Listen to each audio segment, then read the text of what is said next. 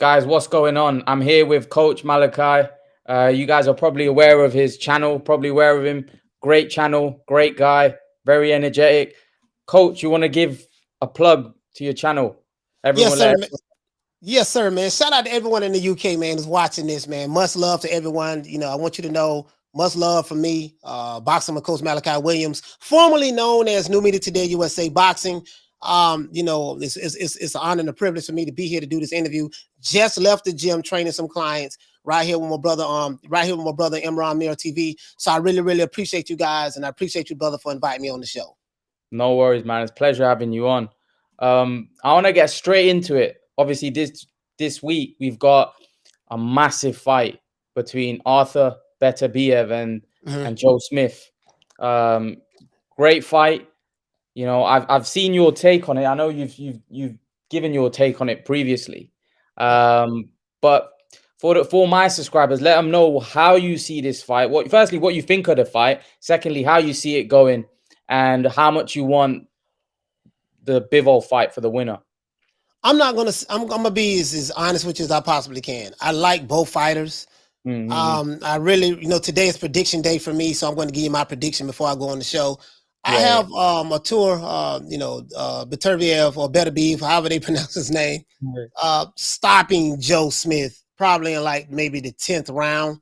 The guy is good. I'm not gonna lie, he's good. He has scary power in both hands, but I'm not just looking at it from a power standpoint. I love the way he systematically breaks his opponents down, especially with the body shots. He's an excellent body puncher, and this is where I give him the edge at. Joe Smith is a good fighter. He's a sentimental favorite for me, not because he's from the States, but because he was a construction worker. He's a blue collar worker guy. What I mean? He doesn't have the talent or got the accolades of some of the other fighters, like a Joshua or a Tyson Fury or whatever. No, he's just a blue collar guy. So, you want to see a guy like that win. You know what I mean? But I got to take my emotion out of it and say, look here, man, from a skill set standpoint, I think that stylistically, his style is pretty good. It's tailor-made. Now, I don't know if Joe Smith can hurt Beterbiev. Beterbiev has been knocked down before, so he can be hurt. He can be knocked down. But I don't go by if a fighter gets knocked down. I go by, okay, what did he do when he got up? You see what I'm saying? Because the greats have got him knocked down. But when you get back up, that tells the story. Did you finish the guy who knocked you down? You see what I'm saying? So, how to overcome adversity in the fight. And even though I know Beterbiev is 37 years old, but I'm just leaning more towards him to get the stoppage late, because I think that as the fight goes on, he does have a really strong engine. He has a really good high work rate, and he has an ability to just wear you down over time. You see what I'm saying? So I'm picking Beterbiev to stop Joe Smith, TKO stoppage, probably in the 10th round. And I want to see if him and Bivol can fight each other. Bivol, I'm picking Bivol to beat him in a 12 round decision. Yeah, in a 12 round decision. Yeah, fair play, man. I actually think for me, I would pick Beterbiev just because I think he's the relentless pressure, the power, the strength of him might be. I don't know if anyone can beat Beterbiev at light heavyweight, but I see where you're coming from. There are a lot of people that think Bivol outboxes Arthur Beterbiev. He is Bivol. What he did against Canelo was unbelievable. His performance was top notch. But I want to ask you a question about what Bob Arum said. Bob Arum said a month ago that he basically was saying that the Bivol fight ain't gonna happen. Bivol fights on DAZN. Our guys fight on ESPN. And my guys don't really want to go and fight on DAZN. And he was basically saying Bivol should fight Gilberto Ramirez. What do you make of a promoter? And then just yesterday, Bob Arum was talking about Beterbiev fighting Canelo. What do you make of a promoter? Obviously, you would know because you're from America and Top Ranker, obviously an American promotional company. What do you make of Bob Arum saying that? And how, basically, that's an insult to the fans saying that. That's probably one of the best fights that can be made in boxing. And he's saying, well, my guy don't want to go and fight on he fights on DAZN and he fights on another platform. What do you make of what Bob Arum said there?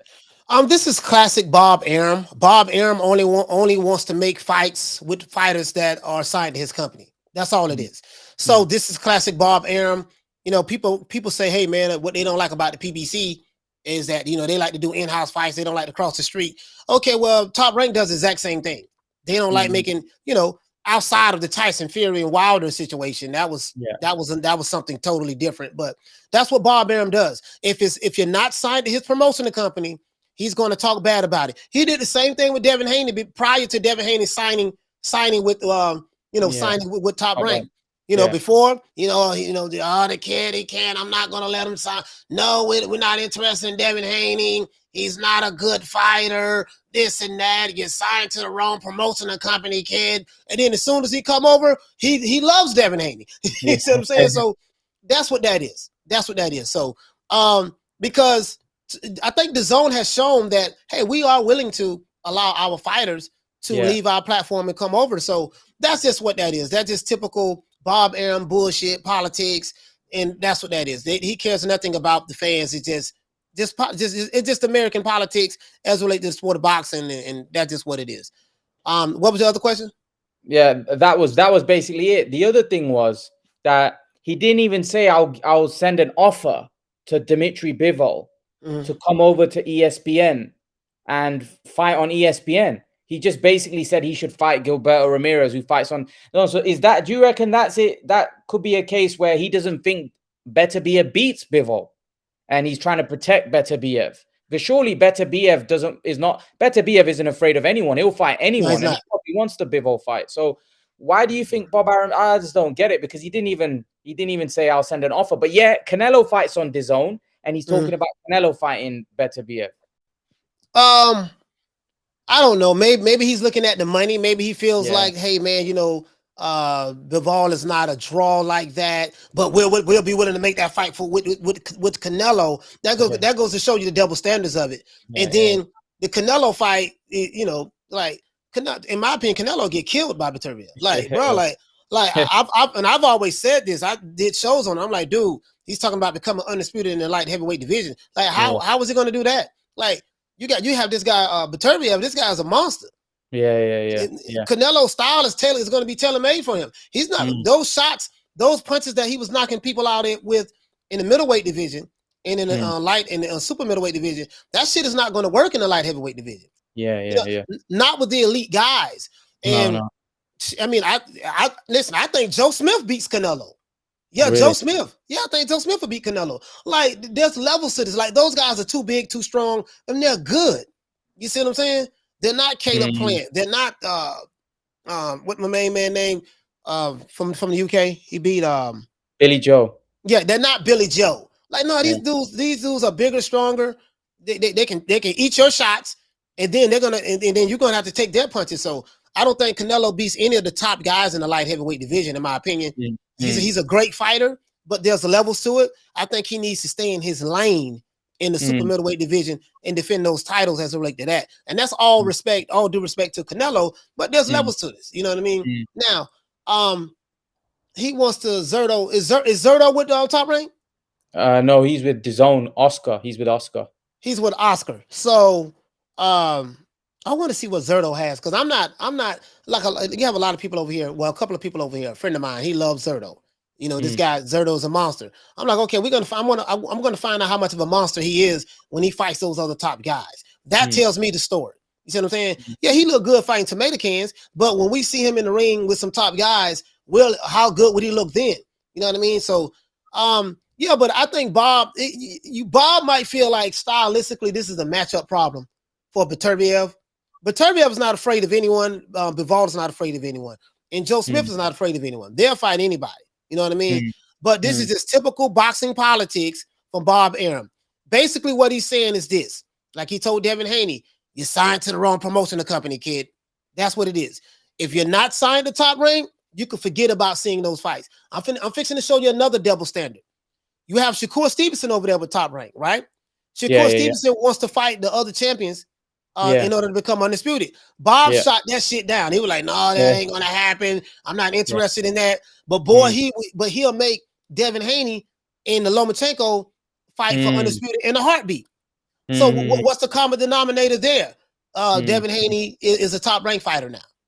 Yeah. And the other fighters that Shakur will have to fight, they're not signed to top rank. So there you have it. That's what it is.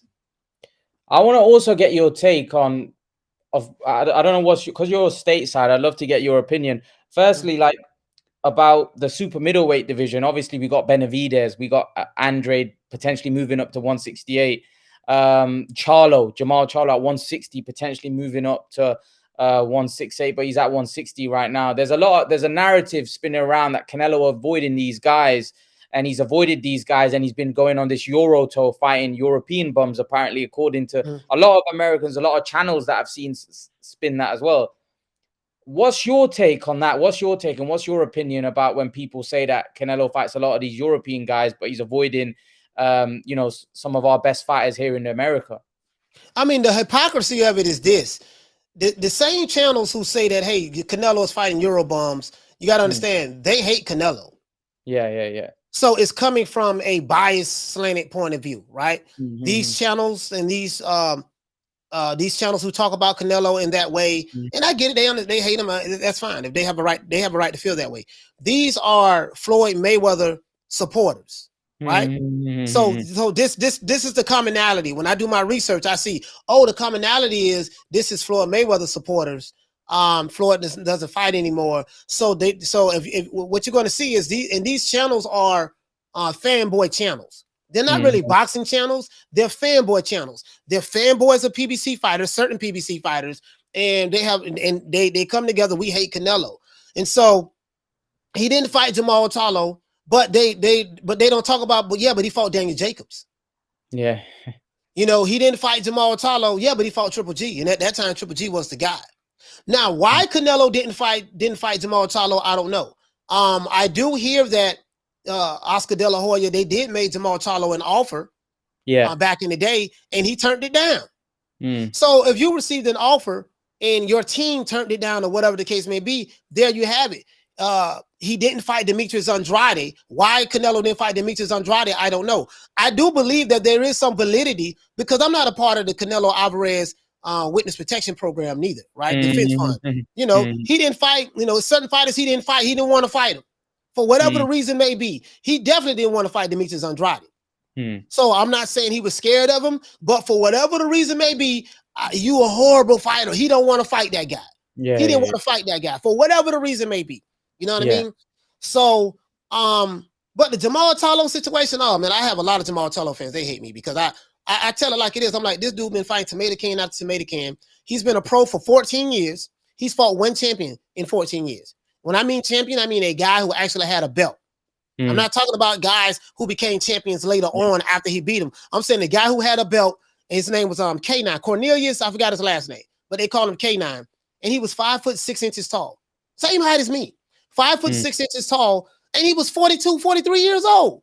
So that's the only champion you beat at 154. And then when you look at his resume in the middleweight division, my brother, this dude been fighting tomato can after tomato can after tomato can. If Canelo fight these same guys who Jamal Charlo fights, you would say they're Euro bums. But because Jamal Charlo was fighting them, Big Bad Hugo Centeno Jr. Oh, wait a minute, he fought Big Bad Brandon Adams. Oh, wait a minute, who else he fought? He fought Juan Montiel, went life and death with him, and now he's fighting Sulecki. You know what I mean? Yeah. So come on, man. Like, bro, like it's the hypocrisy and the double standard. I would rather those guys just say, look, man, we hate Canelo. There's nothing that he can do to make us like him. And we're just going to stick to our narrative because that's obviously what you're doing. You know what I mean? So that's what I would say. Jamal Charlo and Demetrius Andrade, I want to touch on them a little bit because these are two undefeated American champions, two division world champions, and neither of them have yet able to secure an elite fighter. They haven't fought anyone that you would say we would consider an elite fighter. Andrade has been avoided. I'd have to say Andrade has been avoided. He has been avoided, but Jamal Charlo has been doing a lot of avoiding of late, if we're honest. He's been openly saying about Benavidez, I don't want to fight him. He's making all kinds of excuses. He also called Andrade a horrible fighter and kind of avoided that fight. Eddie Earn wanted to make that fight. I'll offer them $7 million. Yeah. There's a lot. I don't understand what's going on. Andrade's 35, Jamal's 32. When are we going to see these fights? When I want to see Andrade and Charlo. I really want to see that fight. I think that'd be a massive fight. Two undefeated American, two division world champions. What a fight. And they're both characters as well. It'd sell out. It'd be huge. Why is that not happening? Why is that not happening? It's just, it's a shame. It's a shame. I can try to add my 2 cents to it. I said this before. Jamal Charlo and Demetrius Andrade, they need each other. Yeah. Both of you guys' resume don't look good. Jamal Charlo do not want to fight Demetrius Andrade. He's turned down, this is on record, he's turned down money in the past to fight this guy. You see what I'm saying? So Jamal Charlo, in my opinion, and this is the first time I'm saying this, he is a professional ducker. He talks a lot of trash about certain guys once he gets the alcohol in his system. That's well documented, over here in the States.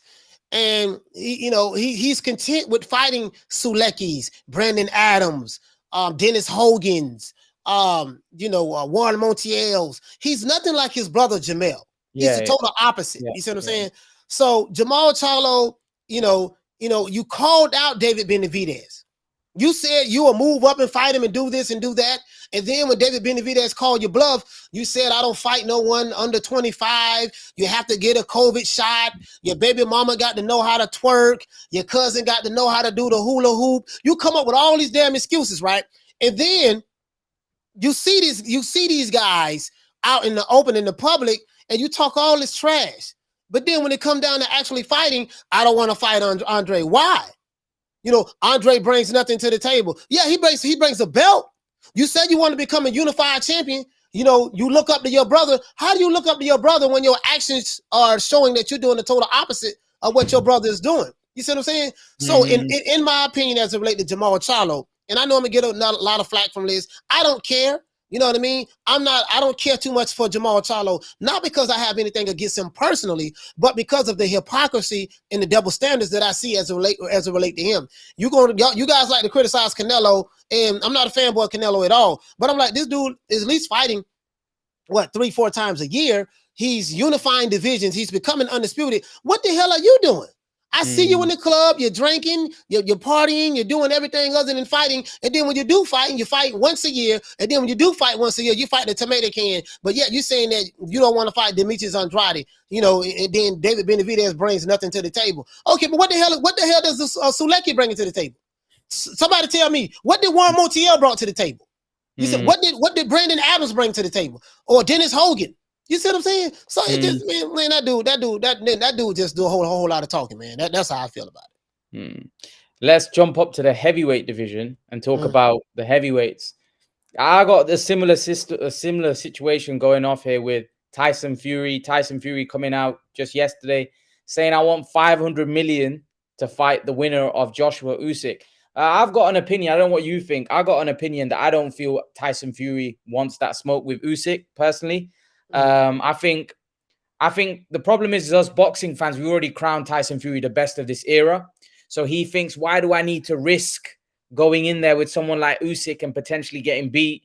It's a tricky fight. He keeps saying he's a blown up middleweight, but it doesn't seem like Tyson Fury wants to fight Usyk. Maybe if Joshua beats Usyk, he might be more willing to fight Joshua. Plus, it's a bigger fight. What do you make of that whole situation in the heavyweight division with Tyson Fury saying he wants 500 mil to fight the winner? Well, I mean, I think that was obviously that Tyson is just, talking shit like he normally does, lying and stuff like that. He doesn't want to fight. He said that he would need 500 mil, not only to fight Usyk, but he said AJ as well, Joshua as well. I played it on my show. I actually listened to it. And I'm like, so that's him saying that, hey man, I'm not interested in fighting those guys. Stylistically, maybe it's a problem. I had issues with the Tyson Fury fanboys. Those guys, oh my God, I didn't want to get started with them, boy. It's like the Tyson Fury is the greatest boxer in the history of boxing. He beats all the heavyweights of the past, and I'm like, okay, what are you basing that on? He beat Deontay Wilder 3 times. Well, he beat Vladimir Klitschko. Okay, that's 2. He beat Vladimir Klitschko in a snooze fest. I saw that fight, 2015. Okay, what else? Well, he just beat Dillian White. Well, you guys said that Dillian White was a dosser. He was trash. He was garbage, and he was nothing. So this is the problem when you discredit your opponent, you can't get credit for beating the guy who you said was not on your level in the first place. If you say that he was an elite fighter, if you say he was trash, if you say he was garbage in one breath, then when you beat him, you want to praise him and be like, oh yeah, look what he did to such and such. No. You said he was trash. So he didn't beat anybody, according to your logic. You see what I'm saying? So I'm from the old school. I'm 48. My criteria is totally different in boxing. How many title defenses you have so far? One. Yeah. He's had one. You've been boxing as a pro for, I don't know how long, 20 years or something like that, 18 years. Yeah. I don't know how long Tyson Fury has been boxing pro. I think he turned pro in 2017. Something, no, not 2017, 2007. Something like that. Somewhere up in there. 2007, 2006, somewhere up in there. So, so you only defended the title one time. In order to be compared to the greats, you have to do what the greats have done. Yeah.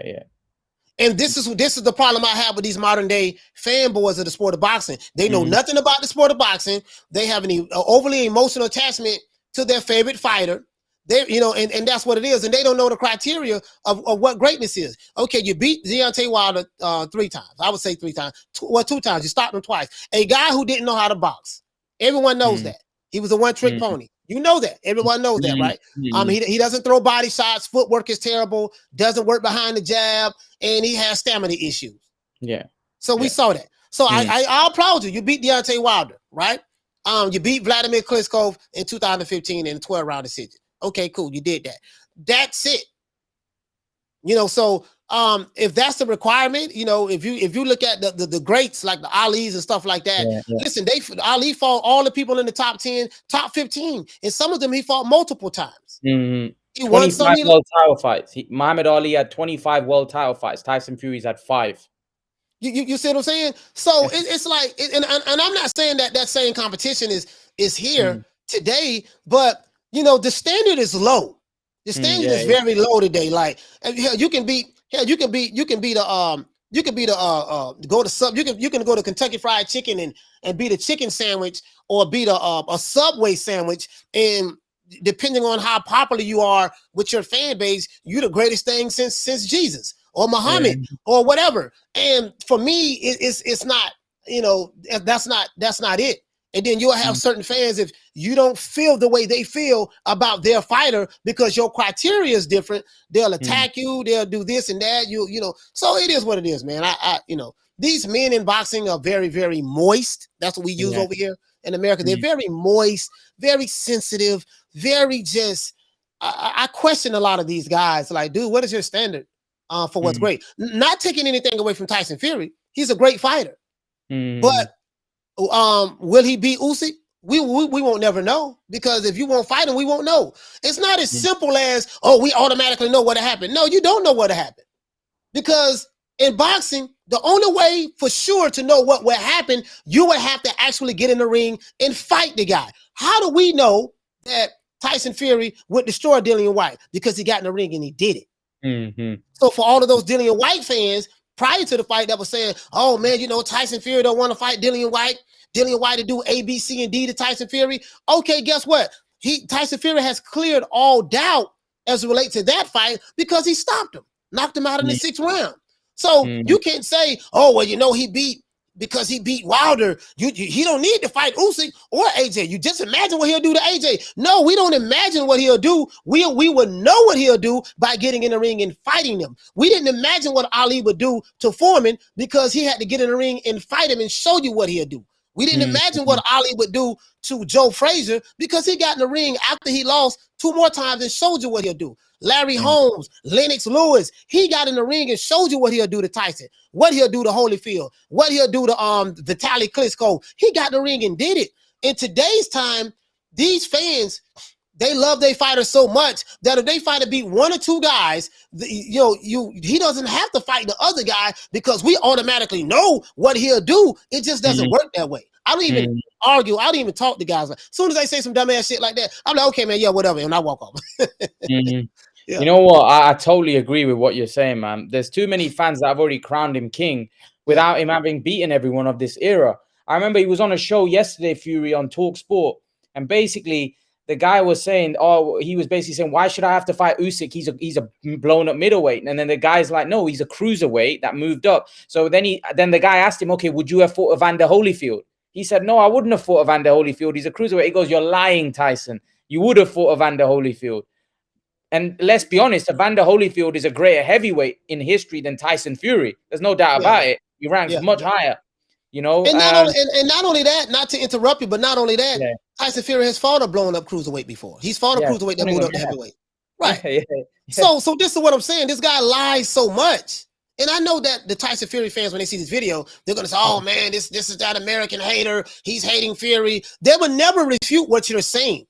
That like okay, has he fought a heavyweight before? Has he fought a cruiserweight before that moved up to heavyweight? Yes, they'll never refute that. How many title defenses he's had since he had a belt? Well, you know, he's only had one title defense. He finally defended the title for the first time. They'll look at truth as hate. See, truth is hate today. You see what I'm saying? And that's just what it is, man. But it is what it is. Yeah, but I didn't mean to interrupt you. Go ahead. No worries. In terms of the Joshua Usyk fight, the rematch, do you think Joshua's got any chance of winning that fight, or do you think it's a foregone conclusion? No, nothing is a foregone conclusion in boxing. You know what I mean? So that's if you're a fan of the sport of boxing, you know that nothing is a foregone conclusion, and you can't judge the second fight by how the first fight went. You know, the first fight, Joshua tried to box a boxer. It's obviously that you're not a superior boxer to the boxer. Wrong strategy. You know what I mean? This fight, what adjustments that he would need to make in this fight, that has yet to be seen and determined. You know what I mean? Only thing I can say is, listen, man, whatever you did the first fight, do the opposite. You know what I'm saying? But no, he has a chance. He definitely has a chance. I'm still leaning towards Usyk in this fight right now. I'm still leaning towards Usyk. But we just have to see, because I don't believe in triangle theories, and I don't believe in, hey, what happened in the first fight, we automatically know what's going to happen in the second fight. No, they're going to have a rematch. Joshua, he did some good things in that fight. I looked at that fight 3 times, and I'm like, because I was trying to figure, how did Usyk face get busted up? And I was like, there was no headbutts. It was a very clean fight. And I'm like, no, he was really getting touched in that fight. You know what I mean? But Usyk, I love the way Usyk was able to manipulate the distance in between them with feints, the way he had guard control in that fight. The footwork was, the way he was able to slip and counter. He fought very, very intelligently. The way he worked the jab, the way he set up the lead left hand, had Joshua leaning to the left side, and the way he set that up was very, very beautifully. So I think that, you know, if Joshua come back in, study the film, put together a good game plan, he can win this fight. I just don't know where Joshua was at mentally from a killer instinct mindset. Listen, for me, it's not the physical tools. Joshua has the physical tools. It's I need that killer mentality that you had before, when you fought Klitschko and before. And to me, he's I don't know. I think that maybe from a mentality standpoint, he's a different fighter. But another thing is, this is what happened when you fight the top competition. When you fighting the best in your division, you're gonna lose some fights. Lennox Lewis lost some. Tyson lost some. Holyfield lost some. Larry Holmes lost some. You know, well, Rocco Marciano didn't lose any, but Jack Dempsey lost some. Oscar Bonavino lost some. So when you're fighting the top guys, this what happens. You know, so he's gonna have to come with a different game plan. But I'm still leaning towards Usyk in this fight, because I don't know which Anthony Joshua I'm going to get from a mentality standpoint. How is he going to respond if he gets hit with a clean shot?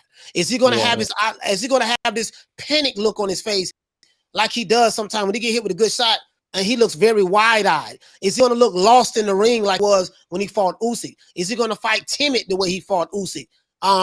So I'm just anxious to see, you know, how that materializes. But he definitely, it's not a foregone conclusion. He definitely has a shot in this fight. But as of right now, I'm still leaning towards Usyk.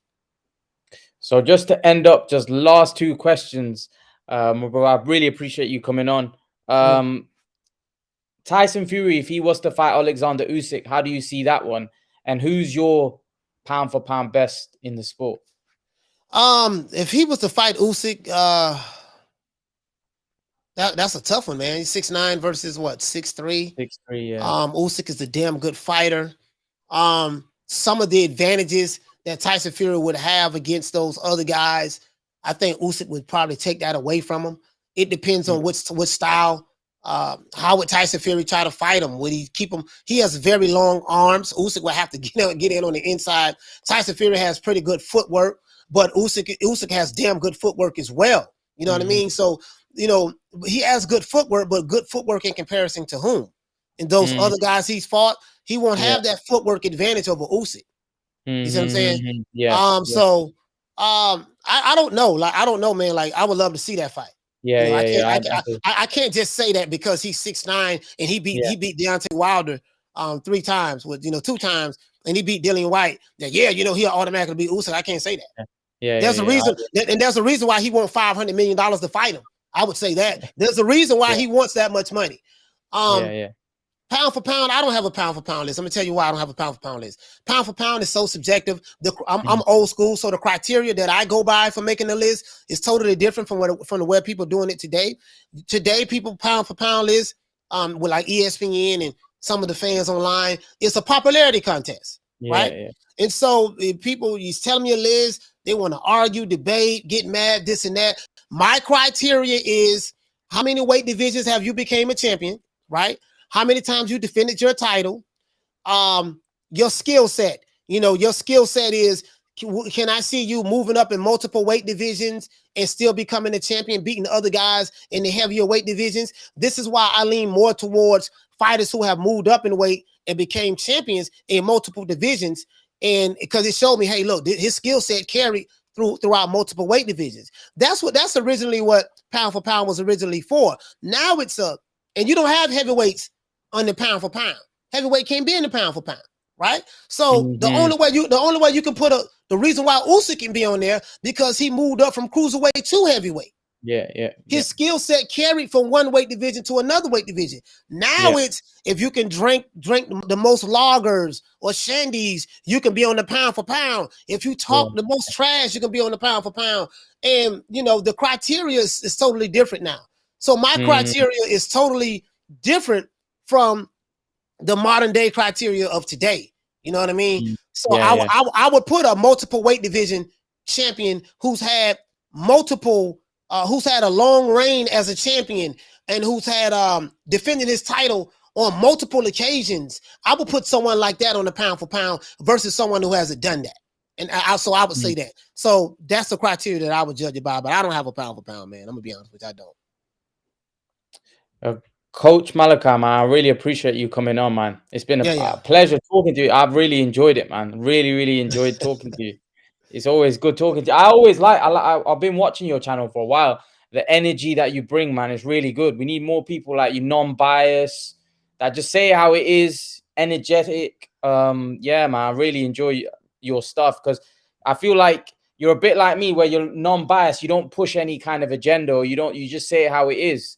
You don't really fanboy anybody. Just say what it is, and we need more people like that talk like that, to be honest.